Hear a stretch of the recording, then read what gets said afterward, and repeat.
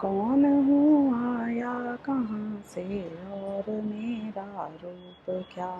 संबंध दुखमय कौन है स्वीकृत करूं परिहार क्या। नमः समय साराय स्वानुभूत्या चकास्ते चित स्वभावाय भावाय सर्वभावांतरच्छिदे।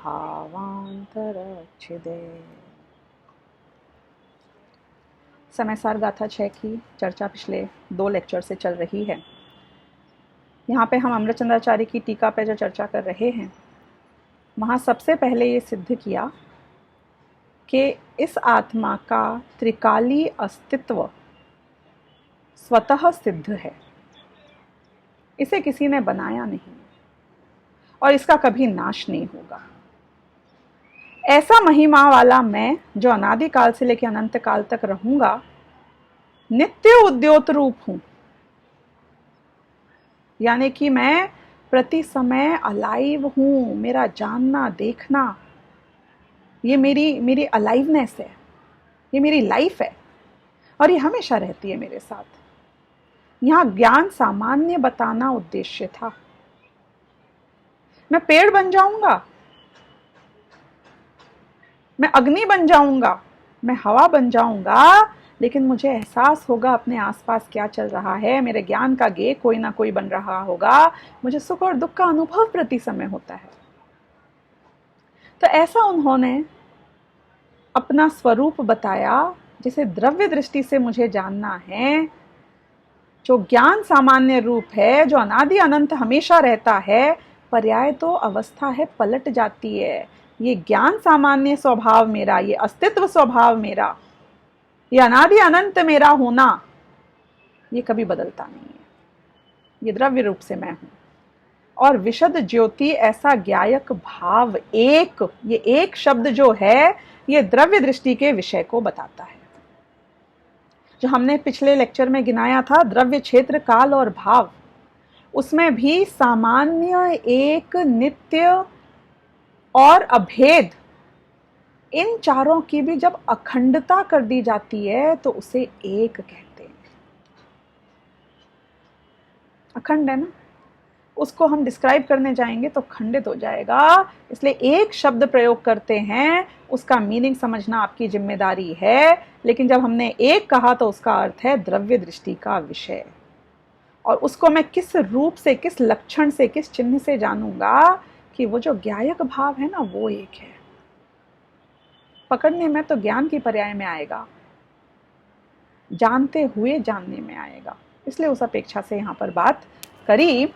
अब उनने कहा कि संसार अवस्थायाम, कि ये संसार की अवस्था में वह, स मतलब वह, और संसार अवस्थायाम यानी संसार की अवस्था में। अब ये पहले प्रमाण की विषयभूत वस्तु लाएंगे। द्रव्य को द्रव्य और पर्याय अपेक्षा से टोटैलिटी में कैसा पाया जाता है ये बताएंगे, और फिर उसके बाद बताएंगे कि कैसे हमें द्रव्य पे क्यों फोकस करना है। तो संसार अवस्थायाम यानी संसार की अवस्था में अनादि बंध पर्याय निरूपणया, अगर मैं अनादि बंध की पर्याय से निरूपण करूं, संसार की अवस्था में जितने भी जीव हैं बंधे हुए हैं ना, संसार की अवस्था में जितने भी जीव हैं वो बंधे हुए हैं। मुक्त जीव की अपेक्षा बात करें तो ये भेद नहीं बैठेगा। तो संसार की अवस्था में जितने भी जीव हैं, अगर उनकी बंध की पर्याय समेत जो पर्याय है उससे यदि मैं उनकी निरूपणा करूं, तो ये जीव पता है कैसे हैं? वो कहते हैं क्षीरोदकवत। क्षीर कहते हैं दूध को, और उदक कहते हैं पानी को। दूध और पानी जैसे एक मेक होके रहते हैं ना एक ही जगह पर, हर प्रदेश पे दूध का कण भी है और पानी का कण भी है। ऐसे ही ये भगवान आत्मा भी अपनी बंध की पर्याय में, जहां जहां ये शरीर के कण हैं, जहां जहां ये कार्माण वर्गणा के कण हैं, जहां जहां ये तेजस शरीर के कण हैं, वहीं पे आत्मा के प्रदेश हैं। एक एक आत्मा, एक एक आकाश के प्रदेश को पुद्गल और जीव बंध कर एक ही जगह पे साथ रहता है। जैसे कि दूध और पानी एक ही जगह पे साथ रहता है। तो क्या दूध और पानी एक हो गए? तो क्या आप पानी को भी दूध का भाव दे दोगे? कल को यदि आपका दूध वाला 10% दूध में 90% पानी मिला के ले आएगा, कहेगा एक कण तो दिखाओ जहां दूध का कण नहीं हो, तो आप मान जाओगे कि दोनों का अस्तित्व भिन्न भिन्न है, दूध की कीमत है और पानी की कीमत नहीं है। दोनों का कंपोजिशन, प्रयोजन सब भिन्न है और उन्हें भिन्न किया भी जा सकता है। वो कह रहे हैं कि ऐसे ही संसार की अवस्था में अनादि काल से, पहले तो ये जो प्रॉब्लम क्रिएट हुई ना, ये अनादि काल से ही हो गई। जब से मेरा अस्तित्व है तब से ये प्रॉब्लम है। ऐसा नहीं था कि पहले जीव शुद्ध था, भिन्न था, और बाद में ये पुद्गल भी शुद्ध था, भिन्न था, दोनों मिलकर आए और गड़बड़ हो गई हो। ऐसा नहीं है। ऐसा नहीं है कि एक स्त्री था, एक पुरुष था, बाद में दोनों मिल गए तो बच्चा हो गया। ऐसा नहीं है। ये क्या कह रहे हैं कि संसार की अवस्था में अनादि काल से, मतलब आपकी और मेरी कहानी चल रही है, we never saw the light that the siddha sees. हम हमेशा से मतलब मरे हुए ही थे, समझो, हमेशा से बंधे हुए थे, हमेशा से परेशान थे, हमेशा से दुखी थे, हमेशा से पुद्गल के साथ एक ही प्रदेश को ऑक्यूपाई कर रहे थे। तो अनादि बंध पर्याय के निरूपण से देखो तो क्षीर उदक वत, यानी क्षीर और उदक, दूध और पानी की वत यानी तरह कर्म पुद्गलैः समम एकत्वे अपि, ऐसे ही ये जीव भी कर्म पुद्गल के साथ में एकत्व होने पर भी, यानी physically we are at the same place. Physically यदि मैं किसी चीज को इसको छू कर जानना चाहती हूं, तो ये हाथ है ना मेरे, ये इसे छूने के लिए जब जाते हैं तो आत्मा के प्रदेश भी छूने के लिए जाते हैं। एक साथ हो रहा है हमारा ये दोनों काम। तो ऐसे ही ये बोल रहे हैं कि कर्म पुद्गल के साथ में समम, उसके साथ में एकत्वे अपि, एकत्व होने पर भी।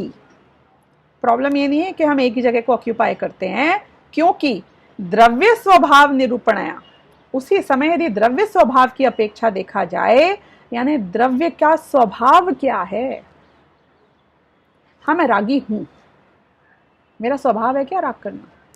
पॉइंट वो है।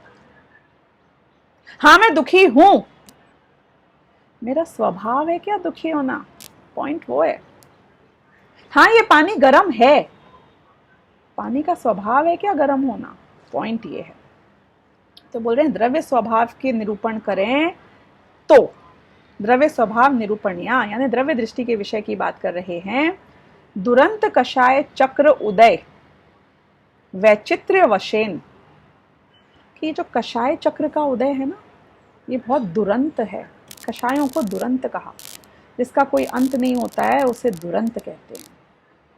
ये कषाय चक्र, ये ना एक साइकिल है, एक विशियस साइकिल है कषायों की। It one leads to another, another leads to the first one. I mean continuously तुमको ऐसे चक्कर में ले लेता है अपने कि तुम छूट ही नहीं पाते हो। और इसका चक्कर कैसा है कि अनंत है। अनादि काल से आज तक एक समय ऐसा नहीं हुआ जब कषाय का उदय ना हुआ हो। मेरे निष्कषाय रूप में एक समय भी नहीं रहा। मैं कंटिन्यूसली जल रहा हूं, मैं कंटिन्यूसली तड़फ रहा हूं, परेशान हूं, मैं अनादिकाल से ही परेशान हूं मैं। तो उन्होंने बोला कि ऐसे दुरंत कषाय चक्र के उदय के वैचित्र्य से। अब यहां पर हम जो मोहनीय कर्म का उदय है उसकी अपेक्षा बात करें कि उसका उदय की भी विचित्रता है, यानी कि वो भी एक जैसा उदय में नहीं आता है, कम ज्यादा, ऊपर नीचे, इधर उधर, कभी क्रोध, कभी मान, कभी माया, कभी लोभ, कभी राग, कभी द्वेष। ऐसे वैरायटी के साथ में कॉन्स्टेंटली मुझे बिजी रखता है, वो सेटल नहीं होने देता है। तो ऐसा ही दुरंत कषाय चक्र के उदय के विचित्रता के वश से प्रवर्तमानानाम पुण्य पाप निवर्तकानाम उपात्य वैश्व रूपाणाम शुभाशुभ भावानाम। अब देखो, उनको कहना यह था कि अनादि बंध पर्याय के काल में इस जीव के मोह राग द्वेष के परिणाम होते हैं। मोह राग द्वेष के परिणाम होते हैं। मोह यानी कि भ्रम, राग यानी कि अटैचमेंट, द्वेष यानी कि पसंद नहीं करते हैं हम, अवर्जन। तो ये अनादि काल से जो मोह राग द्वेष के परिणाम हैं, एक तो स्टेबल नहीं है, ये आपस में भी बदलते रहते हैं, बहुत डिफरेंट टाइप के हैं, बहुत ऊंच नीच चलती रहती है, इनमें भी परेशान रखते हैं, खुद भी डिस्टर्ब्ड हैं और मुझे भी डिस्टर्ब रखते हैं। तो ये जो मोह राग द्वेष के परिणाम हैं, ये खुद भी बहुत वैरायटी में है ना अपने आप में, एक दूसरा तीसरा चौथा मिल मिलू के मुझे फंसाए हुए है। और ये जो मोह राग द्वेष के परिणाम होते हैं, ये दो क्लासिफाई किया जा सकता है, या तो शुभ रूप है या अशुभ रूप है। जो शुभ होते हैं वो पुण्य का बंध करते हैं, जो अशुभ होते हैं वो पाप का बंध करते हैं। अब चाहे शुभ रूप हो चाहे अशुभ रूप हो, चाहे पुण्य का करे चाहे पाप का करे, दोनों ही मुझे बांध कर रखते हैं, आकुलता में रखते हैं, बिजी रखते हैं। तो यहां पे उन्होंने ये बताया कि ये जो कषाय का जब जब उदय आता है, यानी कि मोहनी कर्म का उदय आता है, और उसके उदय में मैं ऐसे शुभ और अशुभ परिणाम करता हूं, खुद खुद करता हूं मैं, कि वो शुभ और अशुभ परिणाम के कारण मेरे पुण्य और पाप का बंध होता है।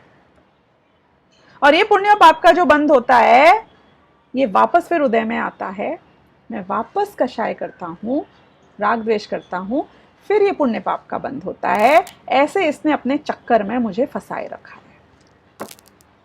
तो उन्होंने कहा कि दुरंत कषाय चक्र उदय वैचित्र्य वशेन, कि ऐसा जो दुरंत जिसका अंत हो ही नहीं सकता है, अनएंडिंग है ये साइकिल, अनएंडिंग साइकिल है, इसके उदय के वश से जो पुण्य पाप निवर्तका नाम, यानी कि पुण्य पाप को करने वाले ऐसे वैश्व रूपाणाम शुभाशुभ भावानाम, ऐसे शुभाशुभ भाव इस जीव के कर्म के उदय में ऐसे शुभाशुभ भाव होते हैं जो पुण्य पाप को फिर बांधते हैं जाके। अब उनने ये बताया कि अगर द्रव्य दृष्टि से आप देखें, द्रव्य स्वभाव निरूपण यहां कहा था ना पहले, कि अगर द्रव्य के स्वभाव के निरूपण की अपेक्षा देखो तो वैसे तो मैं ये साइकिल में फंसा हुआ हूं, वैसे तो मैं शुभ अशुभ करता ही रहता हूं, कंटिन्यूअसली अटका हुआ हूं, लेकिन फिर भी मैं कभी भी आज तक अनादिकाल से यही काम करता आ रहा हूं, फिर भी मैं आज तक इनके स्वभाव रूप परिणमित नहीं हुआ। गजब की बात बोल दी उन्होंने। इनने कहा ये प्रॉब्लम तो तेरी अनादिकाल से है, नो डाउट अबाउट इट। ये साइकिल तेरी जिसका कभी खात्मा नहीं होता, ये अनादिकाल से ये साइकिल चल रही है, एक समय की तुझे शांति नहीं मिली है, कंटिन्यूअस प्रॉब्लम्स में है तू। लेकिन इतनी प्रॉब्लम में रहते हुए भी तेरी ब्यूटी कॉम्प्रोमाइज नहीं हुई कभी भी। क्यों? क्योंकि ये कभी भी ये शुभाशुभ भाव मैंने किए ना अनादिकाल से, तो भी मैं इनके स्वभाव रूप परिणमित नहीं हो गया। स्वभावेन अपरिणमनात्, मैं राग द्वेष के स्वभाव रूप कभी परिणमित नहीं हुआ। देखो एक और बात बताऊं, दुखी तो मैं अनादिकाल से हूं, लेकिन ये जीव कभी भी दुख के स्वभाव रूप परिणमित नहीं हुआ। गजब की बात है। अनादिकाल से मैं दुखी हो रहा होऊंगा, इतनी पर्याय हो गई दुख की, तो भी द्रव्य का स्वभाव सुख रूप है, दुख रूप नहीं है। गजब की बात है कि नहीं? कितना ही सप्रेस कर दो, कितना ही तुम रौंद दो, लेकिन वस्तु का स्वभाव कभी छुपता नहीं है और वो कभी खत्म नहीं होता है, वो वैसा का वैसा रहता है। वो जो आपका था ना कमल का पत्र, कमल का पत्ता, उसे पानी में कितनी गहराइयों तक कितने ही समय तक दबा के रख लेना, लेकिन जब वो बाहर निकलेगा तो वो सूखा का सूखा निकलेगा, यानी कि वो पानी उसे कितने ही काल तक अंदर रखा हो उसे गीला नहीं कर पाया। तो ये जीव के शुभाशुभ भाव आज तक हुए होंगे, उससे कोई प्रॉब्लम नहीं है। क्योंकि कई लोग क्या कहते हैं, अनादिकाल से राग द्वेष तो मैं अनादिकाल से कर रहा हूं, दुखी तो मैं अनादिकाल से हूं। इट इज अ लॉट कि अनादिकाल से हूं, दैट इज अनइम्पॉर्टेंट। वो मेरा स्वभाव है कि नहीं है, दैट इज मोर इंपॉर्टेंट। अगर वो मेरा स्वभाव नहीं है तो मैं सेफ हूं। द्रव्य दृष्टि से मुझे ये इन पर्यायों को रहते हुए भी समझना होगा कि मैं पर्याय के स्वभाव रूप, विकारी पर्याय के स्वभाव रूप तो नहीं हो गया ना, ये मेरी ब्यूटी है। इसलिए क्योंकि ये कभी भी इनके स्वभाव रूप नहीं हुआ, इसलिए ये प्रमत्त नहीं है। क्योंकि मैं शुभ अशुभ भाव रूप नहीं हुआ, क्योंकि मैं पुण्य पाप भाव रूप नहीं हुआ, इसलिए मैं प्रमत्त नहीं हूं। उस पर्याय से, उस फेस से मुझे जज मत करना, मेरे अस्तित्व को उस रूप मात्र मत मान लेना। I am much beyond. फिर उन्होंने बोला एक्चुअली मैं सिर्फ पर्याय की बात हम अभी हटा रहे हैं क्योंकि पर्याय एक फेज है, एक अवस्था है, सिर्फ बुरी को ही नहीं हटाना है। अब वो बोलते हैं अप्रमत्तः चम न भवति। अप्रमत्तपना भी यानी कि शुद्ध रूप उपयोग का होना भी, ये भी तो एक पर्याय है। चाहे बुरी हो चाहे अच्छी, पर्याय तो पर्याय है, एक समय का सत्य है। वो मेरा त्रिकाली सत्य नहीं हो सकता, वो मेरा अस्तित्व नहीं हो सकता। मुझे पर्याय से आइडेंटिफाई करना ही नहीं है। केवल ज्ञान की पर्याय बहुत बढ़िया होती होगी, अनंत काल तक रहती है हो जाए तो, पर अनादि से तो नहीं है ना। जब मुझे जरूरत थी तब तो वो नहीं था मेरे लिए। वो केवल ज्ञान तब हुआ जब पूर्ण वितरागता हो गई, इसलिए मैं उसको अपना स्वभाव नहीं मान सकता। कौन से स्वभाव की बात हो रही है? यहाँ त्रिकाली स्वभाव की बात हो रही है। यहाँ शुद्ध शब्द का अर्थ पर्याय की शुद्धता नहीं है। यहाँ शुद्ध शब्द का अर्थ पर्याय स्वभाव नहीं है। यहाँ शुद्ध शब्द का अर्थ द्रव्य स्वभाव है। द्रव्य की शुद्धता यानी कि पर्याय से भिन्न द्रव्य की बात चल रही है यहाँ पे। पर्याय से भिन्न द्रव्य ना अप्रमत्त है और ना प्रमत्त है। पर्याय से भिन्न द्रव्य में पर्याय की तो अपेक्षा ही नहीं है। देखो आपको एक उदाहरण दूं यहाँ पर। एक बार एक घर में दो भाई अपने परिवार के साथ रहा करते थे। दोनों भाइयों के दो दो बच्चे थे, ऑलमोस्ट सेम उम्र के। अब नॉर्मली तो घर में जो कुछ भी आता था, जो भी लाया जाता था, वो इक्वली बच्चों में डिवाइड हो जाता था। चॉकलेट आए, आइसक्रीम आए, जो भी आए, एप्पल आए, सब में इक्वली डिवाइड हो जाता था। एक बार छोटा भाई एप्पल खरीद के लाया, 4 एप्पल लाया। 4 बच्चे थे तो उसने एप्पल चारों बच्चों को एक एक जैसे ही दिया। उसकी नजर में आया कि 2 बड़े एप्पल उसके दोनों बच्चों को मिल गए हैं और 2 छोटे एप्पल भाई के बच्चों को मिल गए हैं। ऐसे उसकी दृष्टि में आ गया ये। उसको लगा कि भाई साहब देखेंगे, भाभी देखेंगी तो उनको बुरा लग जाएगा कि एप्पल मैं लाया हूं आज, तो मैंने बड़े एप्पल अपने बच्चों को दे दिए और छोटे इनके बच्चों को दिए। हम तो कोई भेदभाव नहीं करते हैं। तो उसने बोला 1 सेकंड बच्चों इधर आओ, और अपने बच्चों से लेके बड़ा एप्पल भाई के बच्चे को दे दिया और उनके बच्चों से लेके छोटा एप्पल अपने बच्चों को दे दिया। अब भाई और भाभी ने ये देख लिया। उनने देख लिया ये क्या हो रहा है। और जैसे ही उनने देखा, बड़े भैया आए और उनने अपने भाई से बोला कि बहुत अच्छे रहे हम हमेशा साथ में, अब वो समय आ गया है जब हमको जुदा हो जाना चाहिए, हमें सेपरेट हो जाना चाहिए, अब हम अलग अलग घर में रहेंगे। उसने बोला भाई साहब मैंने क्या गलत किया, मुझसे क्या अपराध हो गया? तो उसने बोला कि नहीं, अपराध नहीं हो गया, तेरी दृष्टि में भैया के बच्चे और अपने बच्चों के बीच में भेद आ गया। और जब दृष्टि में भेद आ गया है तो इसका अर्थ ये है कि अब ये साथ में रहना बहुत लंबे काल तक चल नहीं पाएगा। हम झगड़ा करके जुदा हों उससे अच्छा है प्यार प्यार में ही हम अलग हो जाते हैं। अभी भी समझ में नहीं आया उसको। उसने बोला भाई साहब मैंने क्या गलत किया? आपने ये तो देखा कि मैंने अपने बच्चों को बड़ा एप्पल दिया और आपके बच्चों को छोटा दिया। आपने ये नहीं देखा कि उसके बाद मैंने वो बड़े एप्पल आपके बच्चों को दे दिए थे और छोटे अपने बच्चों को दिए। बोला मेरे बच्चों को छोटा मिलता, तेरे बच्चों को बड़ा मिलता, उससे कोई फर्क नहीं पड़ता। तेरी दृष्टि में ये भेद आ गया कि ये मेरे बच्चे हैं और ये भाई साहब के बच्चे हैं। भले ही तूने बेटर करने की कोशिश की हो, उससे कोई मतलब नहीं है। तेरी दृष्टि में ही नहीं आना चाहिए था ये। तेरी दृष्टि में आ गया मतलब कि अब हम एक जैसे नहीं रह गए। तेरी दृष्टि में आ गया कि ये भाई साहब के बच्चे हैं। तेरी दृष्टि में जो ये आ गया, वहां फूट तेरी दृष्टि में पड़ गई। अब वो दृष्टि उतनी प्योर नहीं रह गई जो अब तक रहती थी। पहले तो तुझे दिखता ही नहीं था किसको क्या दे दिया, पता ही नहीं चलता था। तो इस बात को ऑब्जर्व ही नहीं करता था, आज तुझे ऑब्जर्वेशन में क्यों आया? ऐसे ही ये भगवान आत्मा,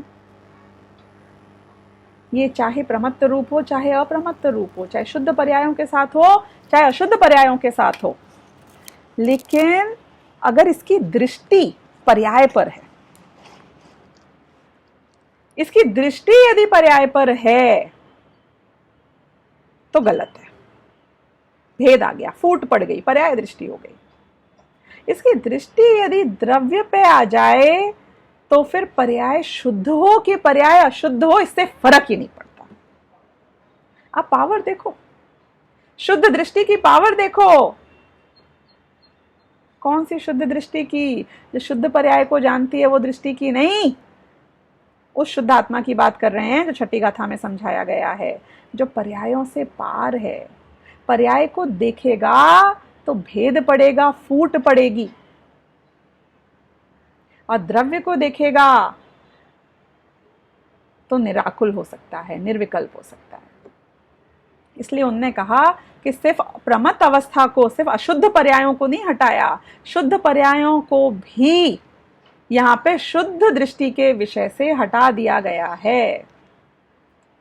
एष एव अशेष द्रव्यांतर भावेभ्यो भिन्नत्वेन।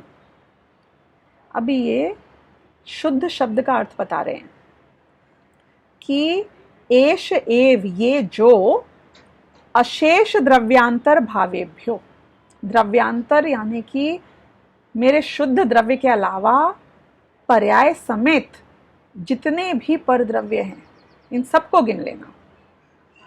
देखो, समयसार की विषय वस्तु पर और पर्याय से भिन्न शुद्धात्मा को जानने की है। पर में तो पर द्रव्य सारे आ गए, लेकिन पर्याय में अपनी स्वयं की पर्याय भी आ गई। सिर्फ परद्रव्य की पर्याय नहीं आई पर्याय में, परद्रव्य की पर्याय तो परद्रव्य में ही आ गई, लेकिन स्वयं की पर्याय भी पर्याय शब्द में आ गई। पर और पर्याय से भिन्न जो दृष्टि का विषय है, उसको मुझे एकत्व बुद्धि पूर्वक जानना है, वो मैं हूं, ऐसा मुझे मानना है। इसलिए यहां पे उन्होंने कहा कि अशेष द्रव्यांतर भावेभ्यो, जितने भी द्रव्यांतर, द्रव्य दृष्टि के विषयभूत द्रव्य को छोड़कर जितने भी भाव हैं, यहां भी सिर्फ द्रव्यों को नहीं बोला, भाव कहा, यानी कि सब गिन लेना, पर्यायों को भी गिन लेना। पर्याय द्रव्य नहीं होते हैं, पर्याय भाव है। पर्याय का अस्तित्व है, भाव मतलब जिसका अस्तित्व हो पर क्षणिक अस्तित्व है। तो उन सभी वस्तुओं को ले लिया कि एष एव अशेष द्रव्यांतर भावेभ्यो भिन्नत्वेन, कि सभी द्रव्यों से, सभी परद्रव्य, उनके भाव, स्वयं की भी जो पर्याय, इनसे भिन्न होने से ऐसा जो उपास्यमान है, ऐसा जो अनुभव में आता है, ऐसे जिसका मैं सेवन करता हूं, ऐसा जो मेरे लक्ष्य में आता है, शुद्ध इति अभिलप्यते। यहां पे जब हमने ये शुद्ध शब्द कहा तो हम ये इच्छित है, ये हम समझाना चाहते हैं कि उसको शुद्ध समझना जो पर और पर्याय से भिन्न उपास्यमान हो रहा है।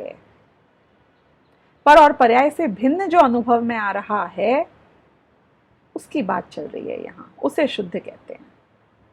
शुद्धता मतलब पर्याय में तुम्हें अभी कुछ बदलना नहीं है। पर्याय में राग है तो क्या मैं शुद्ध द्रव्य को जान सकता हूं?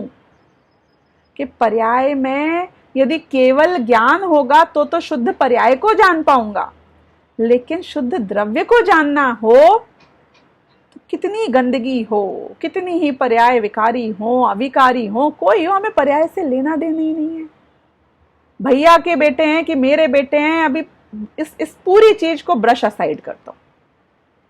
अभी तो हम बोल रहे हैं कि तू शुद्ध है, यानी कि तू बिल्कुल निर्दोष है, तुझमें कोई पर्याय है ही नहीं, तेरी कोई अवस्था ही नहीं है। और जिसकी कोई अवस्था नहीं है, जो शुद्ध द्रव्य है, ऐसा शुद्ध द्रव्य है, वो चाहे निगोदिया का हो, चाहे गधे घोड़े का हो, चाहे नारकी का हो, चाहे मनुष्यों का हो, चाहे देवगति के जीव का हो, और चाहे सिद्ध भगवान का हो, जिसमें जब पर्याय ही नहीं है तो सब सेम हो गए ना, अब तो कोई फर्क ही नहीं रह गया। स्कूल के बच्चे होते हैं ना, उनको यूनिफॉर्म पहना दी जाती है। क्यों पहना दी जाती है? कि कोई अमीर होगा, कोई गरीब होगा, किसी के पास ज्यादा कपड़े होंगे, किसी के पास कम होंगे, सबको एक जैसा देखना है। अगर टीचर को, तो सबको एक जैसे कपड़े पहनाओ बच्चों को। हर जीव को यदि मुझे एक जैसा देखना है तो मुझे उस जीव को देखना पड़ेगा जो द्रव्य दृष्टि का विषय है, जो पर और पर्याय से भिन्न है। ऐसा उपासित होता हुआ जीव, ऐसा जब पर्याय में जीव दृष्टि का विषय बनता है, जब पर्याय ऐसे त्रिकाली ध्रुव को जानती है, जब पर्याय के लक्ष्य में ऐसा जीव आता है जो शुद्ध है, तो पर्याय भी खुद शुद्ध हो जाती है। पर्याय में राग द्वेष है, पर्याय में अशुद्धता है, पर जब तक पर्याय अपनी अशुद्धि को देखती रहेगी तब तक शुद्ध नहीं हो पाएगी। जब ये पर्याय अपनी अशुद्धि को छोड़कर शुद्ध द्रव्य को देखेगी, दृष्टि के विषयभूत द्रव्य को देखेगी, ऐसे द्रव्य को देखेगी जिसको पर से कोई फर्क नहीं पड़ता, जिसको पर्याय से कोई फर्क नहीं पड़ता, जो कंप्लीटली इम्यून है, जो स्वतः सिद्ध है, जो अनादि अनंत है, जो नित्य उद्योत रूप है, जो एक ज्ञायक भाव है, जो जानने के स्वभाव वाला है। जब ऐसा द्रव्य मेरी दृष्टि में आएगा तो मेरी पर्याय भी अपने आप शुद्ध हो जाएगी। राग द्वेष कहाँ छूमंतर हो जाएंगे आपको पता नहीं चलेगा। पर्याय को शुद्ध करने का मार्ग पर्याय को शुद्ध करना नहीं है, पर्याय को शुद्ध करने का मार्ग शुद्ध द्रव्य को दृष्टि में लेना है। ये बात यहाँ छठी गाथा में समझाई गई। अब इनने एक उदाहरण दिया कि एक प्रॉब्लम है। आपने कहा ज्ञायक भाव। जो ज्ञायक भाव है, ये प्रति समय इसमें गे कोई ना कोई तो नजर आ ही रहे होंगे ना, इसलिए इसे ज्ञायक भाव कहा है आपने। जो प्रति समय कोई ना कोई को जानता है उसे तो ज्ञायक कहते हैं ना। तो इतने सारे गेयों को जानने में ये कहीं गेयों की अशुद्धता तो मुझ में नहीं आ जाती है? क्योंकि ज्ञायक रूप से काम करना तो एक समय भी ये जीव कभी छोड़ेगा नहीं। ऐसा एक समय नहीं होगा जब स्व और पर दोनों को नहीं जानेगा, ये तो फैक्ट है। पर प्रति समय जानने में आएगा क्योंकि स्वभाव ही ऐसा है। एक अगर दीपक की ज्योति है, प्रति समय उसके आसपास जो होगा, तुम उसे एक बक्से में बंद कर दोगे तो भी उसके आसपास जो कुछ होगा वो उसको प्रकाशित करेगी, क्योंकि उसका स्वभाव है। दीपक की ज्योति का स्वभाव है, उस प्रकाश का स्वभाव है कि वो सबको प्रकाशित करे। और वो खुद को भी प्रकाशित करता है कि नहीं करता है? कि उसको भी प्रकाशित करता है। खुद को प्रकाशित कैसे करता है? कि जो सबको प्रकाशित कर रहा है इस रूप से वो खुद को भी प्रकाशित करता है। खुद को प्रकाशित करने के काल में भी वो प्रकाशक है और पर को प्रकाशित करने के काल में भी वो प्रकाशक है। अब एक बात बताएं कि यदि हम अग्नि की बात करें कि कोयले की अग्नि और कांडे की, गोबर की अग्नि होती है ना, सूखा हुआ गोबर, कांडे की अग्नि में क्या फर्क है? दोनों अग्नि अग्नि है, दोनों में फर्क क्या है? एक है कांडे की अग्नि, एक है कोयले की अग्नि, और एक हो सकता है कि बहुत कोई शुद्ध पदार्थ हो, शुद्ध ईंधन हो, और लकड़ी ले लो, चलो लकड़ी की अग्नि। इन तीनों अग्नि में फर्क क्या है? आप किस में खाना पका सकते हैं? अच्छा, किस में खाना पकाया तो अच्छा बनेगा, किस में पकाया तो बुरा बनेगा, किस में पकाया तो अशुद्धि आ जाएगी, किस में पकाया तो शुद्धि रहेगी? कि ईंधन की जो अशुद्धता है वो अग्नि में कभी नहीं आती। अग्नि तो शुद्ध ही रहती है। हाँ, अग्नि ईंधन के आकार को तो ले लेगी। यदि लकड़ी है लंबी सी तो आपको अग्नि भी लंबी शेप में नजर आएगी। यदि ईंधन है गोल कांडे का तो लकड़ी भी गोल नजर आए, अग्नि भी गोल नजर आएगी। लेकिन अग्नि की प्योरिटी में इससे कोई फर्क नहीं पड़ता, उसकी शुद्धता में इससे फर्क नहीं पड़ता कि वो किस चीज की अग्नि है। ऐसे ही यहाँ पे समझा रहे हैं कि हाँ, ज्ञान में गे प्रति समय झलकेगा, कोई ना कोई गे वस्तु इस ज्ञान में जरूर झलकेगी। पर ज्ञान का स्वभाव ऐसा है कि जैसे ये पर को प्रकाशित करता है, ये पर को प्रकाशित करते हुए स्व को भी प्रकाशित करता है।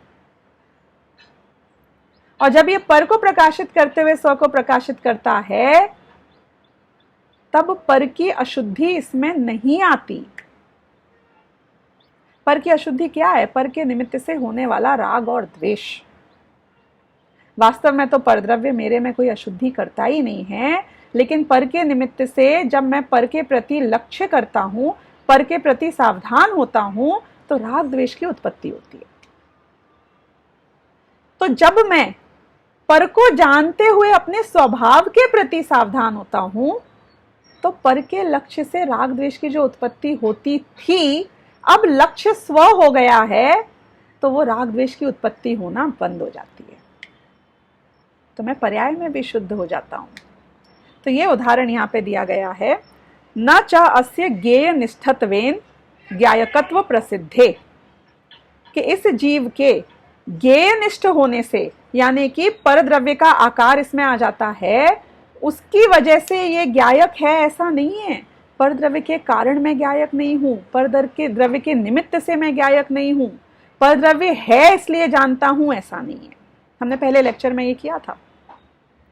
मेरे संयोग कैसे भी हों, आवाज हो रही हो, अच्छाई बुराई हो, उसका होना इस बात को फोर्स नहीं करता है कि मैं उसे जानूं और राग द्वेष करूं। ये मेरी कैपेबिलिटी है, ज्ञायकत्व मेरा स्वभाव है। ज्ञायकत्व जो मेरा प्रसिद्ध है, ज्ञान में जो ज्ञेय के आकार आते हैं, ये मेरा अस्तित्व है, ये मेरा स्वभाव है, इसमें ज्ञेय का कोई कंट्रीब्यूशन नहीं है। जैसे दर्पण में मोर का आकार आया, तो जो आकार दर्पण में आ रहा है वो दर्पण की पर्याय है, वो मोर की पर्याय नहीं है। मोर के निमित्त से हुई होगी, पर पर्याय तो दर्पण की है। ऐसे ही मेरे ज्ञान में ज्ञेय भले निमित्त बनता हो, वो मेरे ज्ञान में आकार भले ज्ञेय के आते हो, लेकिन वो आकार मेरे ज्ञान के आकार हैं और इसलिए मेरा ज्ञायकत्व प्रसिद्ध है। दाह्य निष्ठ दहनस्य एव अशुद्धत्वम, क्या कि न च अस्य, इसके जैसे ईंधन की अशुद्धता से अग्नि में कोई अशुद्धता नहीं आती, ऐसे मैं पर को जानता हूं और पर मेरा ज्ञेय बन रहा है, तो अब तो मुझे दुखी होना ही पड़ेगा, आकुलित होना ही पड़ेगा, राग द्वेष करना ही पड़ेगा। तुम गाली दोगे तो मैं तो गुस्सा करूंगा ही, ये कोई कंपलसरी नहीं। मेरे ज्ञान में गाली झलके और फिर भी मैं उस गाली को सुनने वाले को जानूं, तो वो ज्ञेय के निमित्त से जो मेरे में अशुद्धता आती है राग द्वेष रूप, वो नहीं आएगी। तो दो सिनेरियो लेते हैं। एक व्यक्ति है, उसने गाली सुनी, उसका ज्ञान का ज्ञेय क्या बना? गाली। और जैसे ही ज्ञान का ज्ञेय गाली बना, उसको बहुत गुस्सा आया, पर्याय में अशुद्धि आ गई। वो बात अलग है कि ये मेरी पर्याय की कमजोरी थी और मेरी इस समय की योग्यता थी कि मुझे गुस्सा आए, इसलिए मैंने गाली को निमित्त करके गुस्सा किया।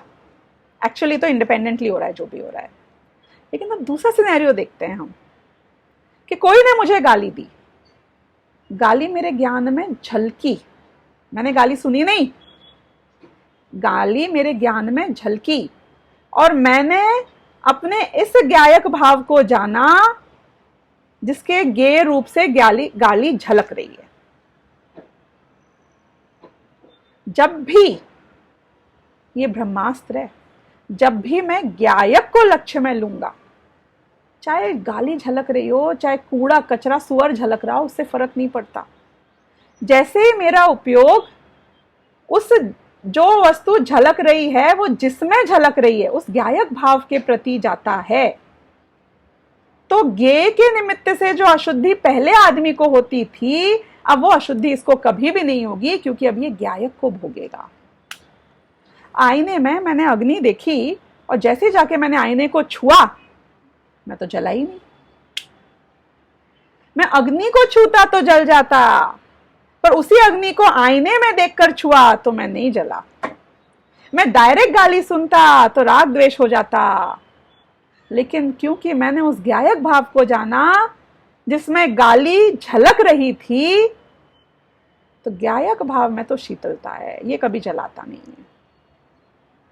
इस गायक भाव में ना प्रमत्त है ना अप्रमत्त है। ये गायक भाव तो ऐसा है जिसमें गे की अशुद्धि कभी प्रवेश ही नहीं कर पाई, क्योंकि फिल्टर हो गई। हर चीज गायक भाव से फिल्टर हो जाता है। हर पर गे गायक भाव से फिल्टर होके अगर मेरे ज्ञान का गे बनता है तो राग द्वेष आकुलता विकल्प की उत्पत्ति नहीं होती है। और ये करना मेरा लक्ष्य है। इसलिए बोल रहे हैं कि न चास्य गे निष्ठत्वेन गायकत्व प्रसिद्धे दाह्य निष्ठ दहनस्य एव अशुद्धत्वम, कि जैसे कि अग्नि में उस ईंधन की अशुद्धि नहीं आती है, ऐसे ही गायक में गे के आकार आते हैं पर उसकी अशुद्धि नहीं आती है। यतो ही मतलब क्योंकि तस्याम अवस्थायाम गायकत्वेन यह ज्ञातः, क्योंकि उस अवस्था में, वो गाली सुनने की अवस्था में, अगर मैंने गायक रूप से अपना ज्ञान किया, गाली को नहीं सुना, मैंने उस गायक को जाना जिसके ज्ञान में गाली झलक रही है। तस्याम अवस्थायाम गायकत्वेन यह ज्ञाता, गायक रूप से जो ज्ञात हुआ, जो जीव गायक रूप से ज्ञात हुआ, स्वरूप प्रकाशन दशायाम, वो स्वरूप के प्रकाशन की दशा में प्रदीपस्य इव, प्रदीप के समान, कर्तृकर्मणोः अनन्यत्वात् गायक एव, कि जैसे वो ज्योति जो परद्रव्य को प्रकाशित कर रही है, वो स्वयं ज्योति को प्रकाशित करने के काल में भी प्रकाशक ही कहलाएगी, क्योंकि काम तो प्रकाश करने का ही कर रही है। कर्ता भी प्रकाश और कर्म भी प्रकाश, दोनों कर्ता और कर्म अनन्य हो गए। ऐसे ही गायक के केस में है कि गायक जब परद्रव्य को जानता है, भेद रूप से जानता है, तो राग द्वेष की उत्पत्ति होती है।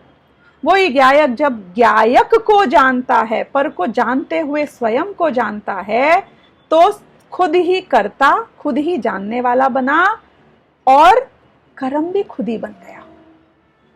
क्योंकि मैंने पर जिसके ज्ञान में झलक रहे हैं ऐसे खुद को ही जाना, तो गायक ही मेरा कर्म बन गया। गायक ही करता था और गायक ही कर्म बन गया, दोनों अनन्य हो गए। और जब वस्तु अनन्य हो जाती है तो उसमें कोई अशुद्धि नहीं रह जाती। प्योरिटी में कभी कोई दोष नहीं आता, प्योरिटी में कभी कोई अशुद्धि प्रवेश नहीं कर सकती है। जब गायक ही गायक को जानता है तो चांस ही नहीं बचा कि मैं अनसेफ हूं, मुझ में कोई अशुद्धता आए। मैंने हर वस्तु को आईने में छूकर जाना तो वो गंदगी कभी भी मुझ में प्रवेश नहीं कर पाएगी। मैंने अग्नि को आईने में जाना, मैंने बाढ़ को आईने में जाना, हर वस्तु को जाना पर आईने में जाना, तो आईने से फिल्टर होके जो भी वस्तु को मैं अनुभव करूंगा वो वस्तु की अशुद्धि मुझ में नहीं आएगी, क्योंकि मैं तो आईने के आकार का अनुभव कर रहा हूं। तो जब मैं ज्ञान में गे के आकार आते हैं पर लक्ष्य गे होता है, तो उसके लक्ष्य से राग द्वेष होता है। जब मैं गायक को लक्ष्य बना लेता हूं तो वो फिल्टर हो गया, अब गायक मुख्य हो गया, गे गौण हो गया। और जब गे गौण हो जाता है और गायक मुख्य हो जाता है तो जो मुख्य होता है मैं उसको भोगता हूं, जो गौण होता है मैं उसको नहीं भोगता हूं। त्रिकाली ध्रुव को द्रव्य दृष्टि से देखूंगा तो उसे भोगूंगा, पर्याय को देखूंगा तो पर्याय को भोगूंगा। अपनी दृष्टि में हम ऐसे त्रिकाली ग्रायक को दृष्टि का विषय बनाएं, उसे ही भोगें। इससे फर्क नहीं पड़ता कि मेरी पर्याय कैसी है, मेरी अवस्था कैसी है। उस अवस्था को जानने वाले को जब मैंने जाना, जब गायक रूप से मैंने जो जान रहा है उसको ही जान लिया, तो वही शुद्धि है, वही कर्ता कर्म की अभिन्नता है, वही मेरा अस्तित्व है, वही मेरा सर्वस्व है, वही दृष्टि का विषय है। ये जो ज्ञात हुआ, जो अनुभव में आया, यही मैं हूं। हमें इसी अस्तित्व से आइडेंटिफाई अपने आप को करना है। और जो इस अस्तित्व में अपने आप को आइडेंटिफाई कर लेता है, दुनिया की कोई ताकत अब उसका कुछ नहीं बिगाड़ सकती है। वो पर्याय में भी शुद्ध हो जाता है और थोड़ा काल बीतने पर उसकी पर्याय में जो थोड़ी बहुत अशुद्धि है वो भी खत्म हो जाती है, तो द्रव्य से तो शुद्ध अनादिकाल से था ही, पर्याय से भी पूर्ण शुद्ध होके केवल ज्ञानी होकर सिद्ध बन जाता है। ऐसे हमने ये छठी गाथा का विषय समझा, अमृतचंद्राचार्य की टीका से समझा। इसके जयचंद जी छावड़ा का भावार्थ भी बहुत मार्मिक है। और भी कई पॉइंट्स हैं जो मैं हाईलाइट करना चाहती हूँ, तो नेक्स्ट लेक्चर भी हम ये छठी गाथा के ऊपर उसके उन एस्पेक्ट्स को हाईलाइट करते हुए लेंगे। सहजानंदी शुद्ध स्वरूपी अविनाशी हूँ आत्मस्वरूप। सहजानंदी शुद्ध स्वरूपी अविनाशी हूँ आत्मस्वरूप। सहजानंदी शुद्ध स्वरूपी अविनाशी हूँ आत्मस्वरूप। जावाणी के ज्ञान से सूझे लोकालोक, सोवाणी मस्तक नमो सदा देत हूँ रोक। 9 बार नमो।